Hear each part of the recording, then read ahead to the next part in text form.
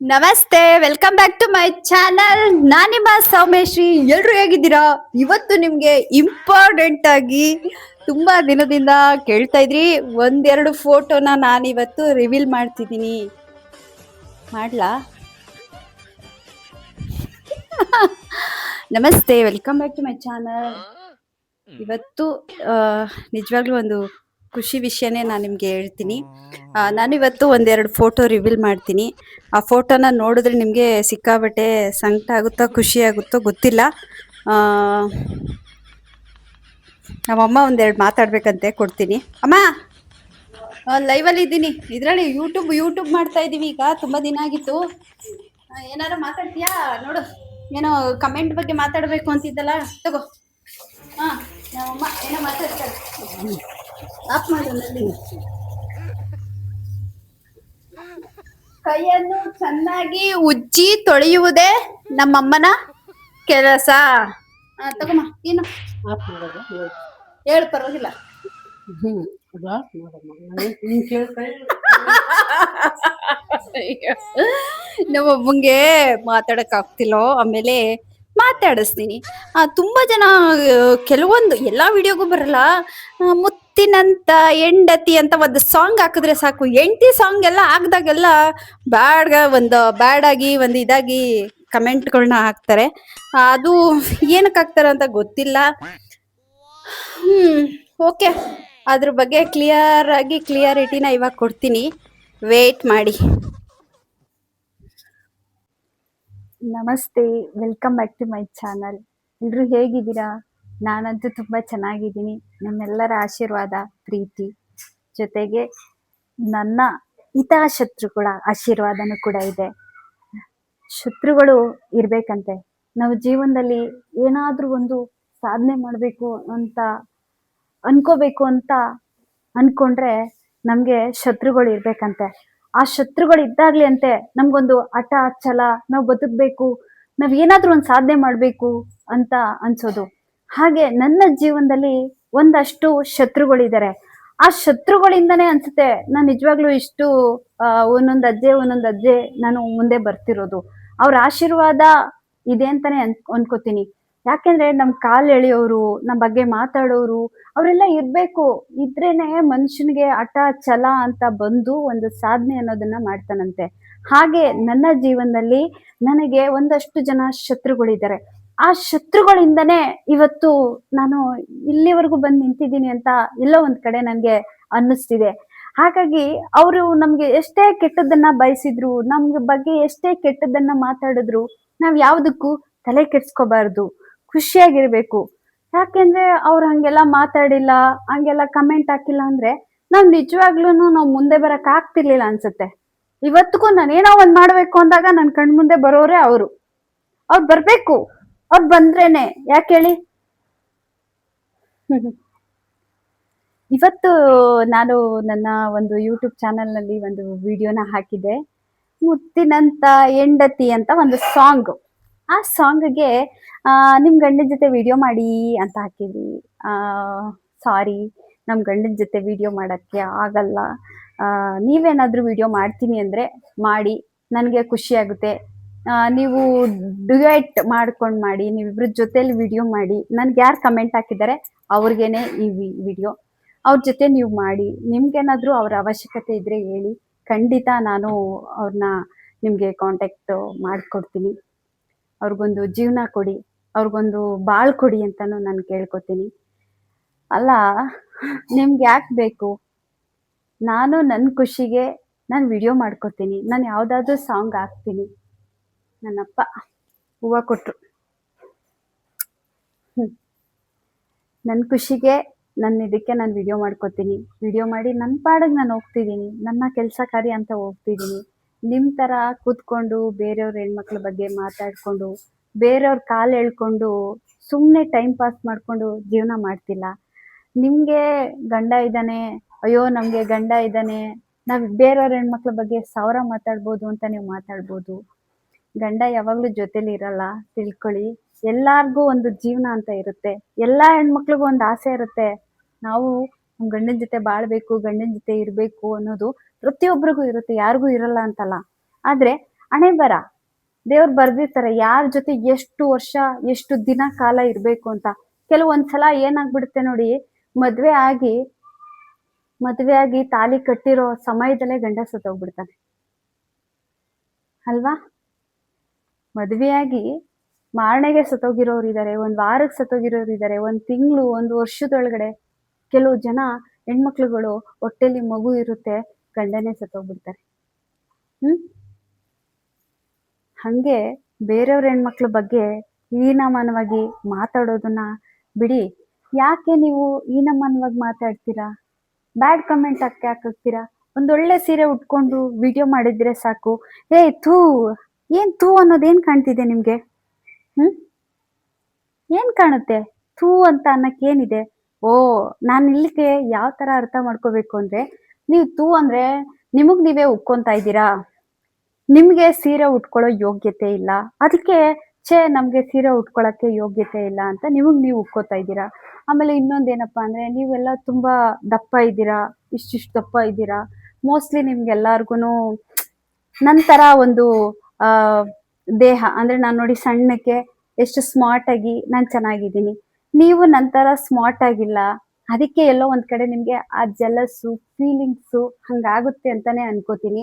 ಅದಕ್ಕೆ ನೀವು ಥೂ ಅಂತ ಕಮೆಂಟ್ ಹಾಕ್ತೀರಾ. ಓಕೆ, ಆಮೇಲೆ ನಿಮ್ ಗಂಡನ ಜೊತೆ ವಿಡಿಯೋ ಮಾಡಿ.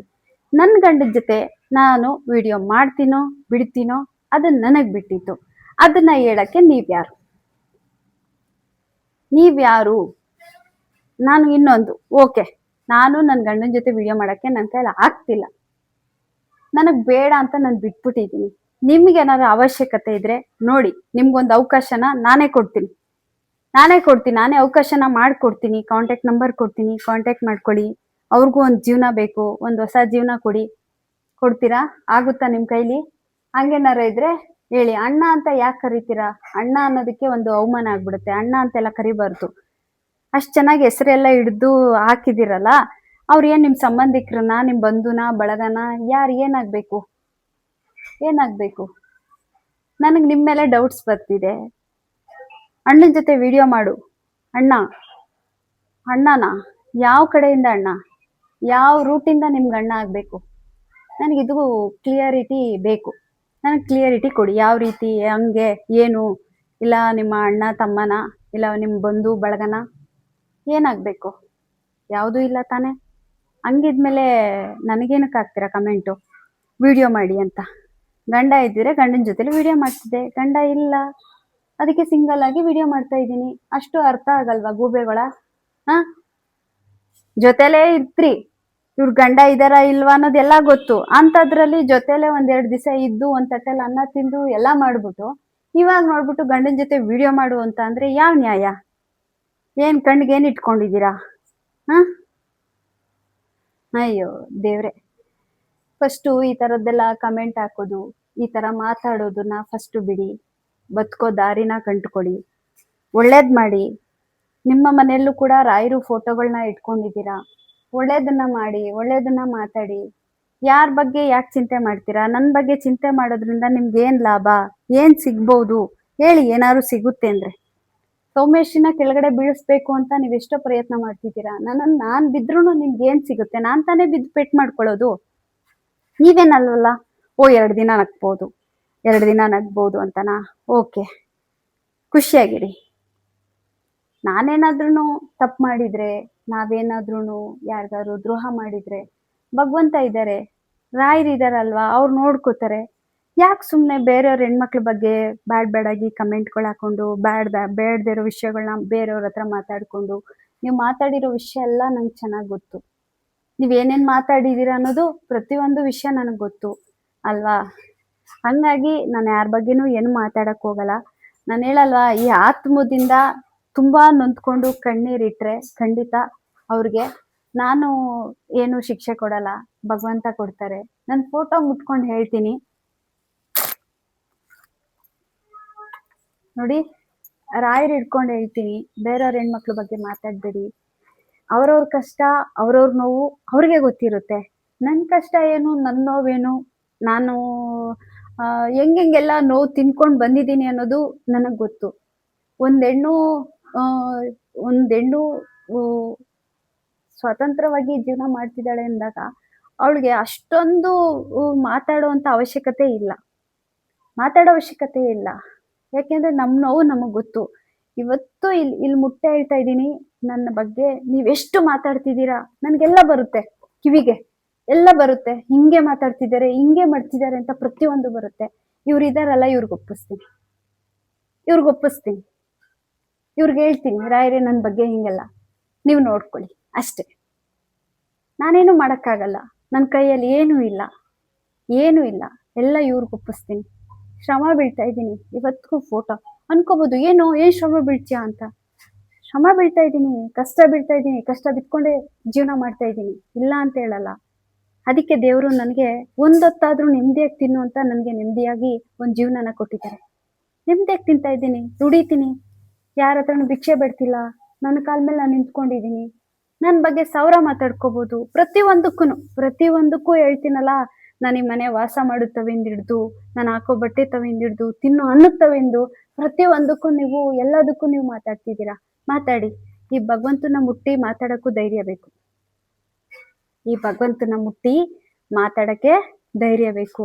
ಇವತ್ತು ನಾನು ಹೆಂಗಿದ್ದೀನಿ, ನಾನು ಹೆಂಗ್ ಬದುಕ್ತೀನಿ ಅನ್ನೋದು ಇವ್ರಿಗೆ ಗೊತ್ತು, ಇವ್ರಿಗೆ ಮಾತ್ರ ಗೊತ್ತು.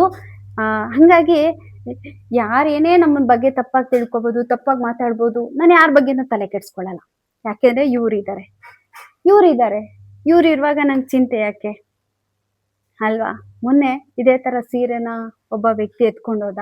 ಇವ್ರ ಮುಂದೆ ನಾನು ವರದಿನ ಒಪ್ಪಿಸ್ದೆ, ಹಿಂಗಾಯ್ತು. ಇವ್ರು ತರ್ಸ್ಕೊಟ್ರಲ್ಲ ನನಗೆ ಸೀರೆ, ವಾಪಸ್ ನನಗೆ ಸೀರೆ ತರ್ಸ್ಕೊಟ್ರಲ್ಲ. ಬಂತಲ್ಲ. ನಾನು ಅಷ್ಟು ನಂಬಿದ್ದೀನಿ, ಅಷ್ಟು ಗಟ್ಟಿಯಾಗಿ ಇವ್ರನ್ನ ಹಿಡ್ಕೊಂಡಿದ್ದೀನಿ. ಅದಕ್ಕೆ ನನ್ನ ಕೈ ಬಿಟ್ಟಿಲ್ಲ. ಯಾಕೆಂದ್ರೆ ನಾವು ಪೂಜೆ ಮಾಡ್ತೀವಿ, ರಾಯರು ಸೇವೆ ಮಾಡ್ತೀವಿ ಅಂದಾಗ ನಾವು ಬೇರೆಯವ್ರ ಬಗ್ಗೆ ಕೆಟ್ಟದಾಗಿ ಅಪಪ್ರಚಾರ ಮಾಡೋದಾಗ್ಲಿ, ಕೆಟ್ಟದಾಗಿ ಮಾತಾಡೋದೇ ಆಗ್ಲಿ, ಅದನ್ನ ನಮ್ಮ ಮನಸ್ಸಲ್ಲಿ ನಾವು ಇಟ್ಕೋಬಾರ್ದು. ಹಂಗಾಗಿ ನಾನು ಯಾರ ಬಗ್ಗೆನೂ ನಾನು ತಲೆ ಕೆಡ್ಸ್ಕೊಳಲ್ಲ. ಇವತ್ತು ಕೇಳ್ತೀನಿ, ನನ್ನ ಕೆಲ್ಸದ ಬಗ್ಗೆ, ನಾನು ಮಾಡೋ ಕೆಲ್ಸದ ಬಗ್ಗೆ ಸಿಕ್ಕಾಬಿಟ್ಟೆ ತಲೆ ಕೆಡ್ಸ್ಕೊತೀನಿ. ತಲೆ ಕೆಡ್ಸ್ಕೊಂಡು ಕೆಲಸ ಮಾಡ್ತೀನಿ. ರಾಯರಿದ್ದಾರೆ, ರಾಯರು ಕಾಪಾಡ್ತಾರೆ, ಆಯ್ತಾ? ಬೇರೆಯವ್ರ ಹೆಣ್ಮಕ್ಳ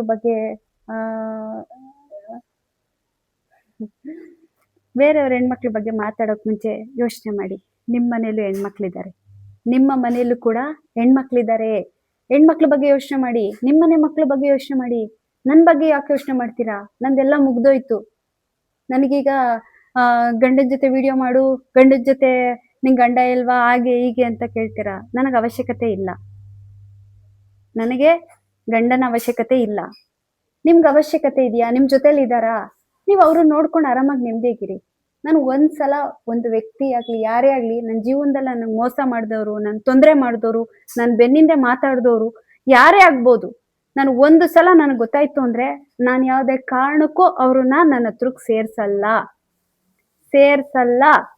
ನನಗ್ ಮೋಸ ಮಾಡಿದ್ದಾರೆ ಅಂತ ನನ್ಗೆ ಗೊತ್ತಾದ್ರೂ ಕೂಡ ನಾನು ಅಂತವ್ರನ್ನ ಮತ್ತೆ ಬಂದ್ರು ನಾನು ಸೇರ್ಸಲ್ಲ.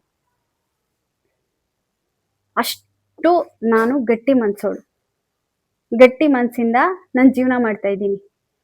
ಕ್ಯಾಮ್ರಾ ಮುಂದೆ ಎಲ್ಲಾರು ನಗ್ತಾರೆ, ಎಲ್ಲಾರು ಖುಷಿಯಾಗಿರ್ತಾರೆ. ಹಾಗೆ ನಾನು ಕ್ಯಾಮ್ರಾ ಮುಂದೆ ತುಂಬಾ ಖುಷಿಯಾಗಿರ್ತೀನಿ. ನನ್ ಕಷ್ಟ ಸುಖ ಏನೇ ಇರ್ಬೋದು, ರಾಯರು ಮುಂದೆ ಹೆಂಗ್ ಒಪ್ಪಿಸ್ತೀನೋ ಹಂಗೆ ನಾನು ವಿಡಿಯೋದಲ್ಲೂ ಕೂಡ ಕೆಲವೊಂದನ್ನ ವಿಷಯಗಳನ್ನ ನಾನು ಮಾತಾಡಿದ್ದೀನಿ, ಆಯ್ತಾ?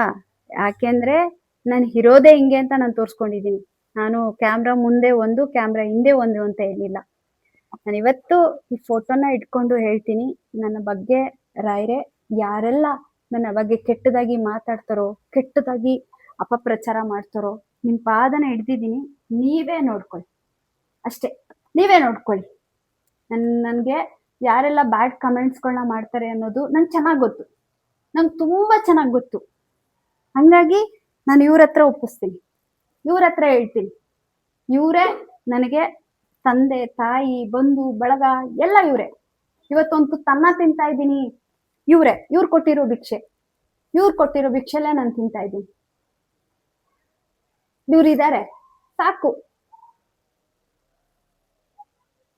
ನನ್ ಕಷ್ಟ ಸುಖ ಅಂತ ಅಂದ್ರೂನು ನನ್ಗೆಲ್ಲದಕ್ಕೂ ನನ್ನ ರಾಯರಿದ್ದಾರೆ. ನನ್ಗೆ ಇವ್ರು ಇದಾರಲ್ಲ, ಇದಕ್ಕಿಂತ ಇನ್ನೇನ್ ಬೇಕು? ಒಳ್ಳೇದಾಗ್ಲಿ, ಒಳ್ಳೆ ಬುದ್ಧಿ ಕೊಡ್ಲಿ ರಾಯರು. ಬೇರೆಯವ್ರ ಮನೆ ಹೆಣ್ಮಕ್ಳ ಬಗ್ಗೆ ಕೆಟ್ಟಾಗಿ ಮಾತಾಡೋದು, ಇಲ್ದೇ ಇರೋದನ್ನ ಪೋಣ್ಸಿ ಪೋಣ್ಸಿ ಮಾತಾಡೋದನ್ನ ಬಿಡಿ ಫಸ್ಟು. ಯಾಕೆಂದ್ರೆ ನೀವು ಬೇರೆಯವ್ರ ಬಗ್ಗೆ ಪೋಣ್ಸಿ ಮಾತಾಡಿದಾಗ ನಿಮ್ ಬಗ್ಗೆ ಪೋಣ್ಸ್ ಮಾತಾಡಕ್ಕೆ 1000 ಜನ ಇರ್ತಾರೆ ನಿಮ್ ಬೆನ್ನಿಂದೆ.